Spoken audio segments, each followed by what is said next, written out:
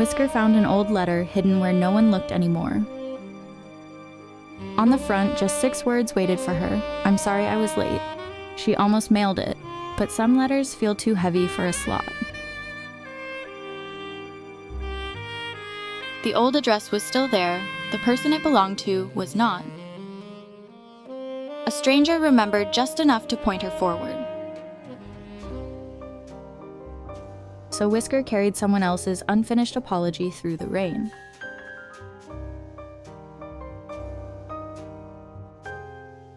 At the new door, she almost turned back too. Then the door opened, and the handwriting was recognized instantly. The letter was read in silence, like a voice returning years too late.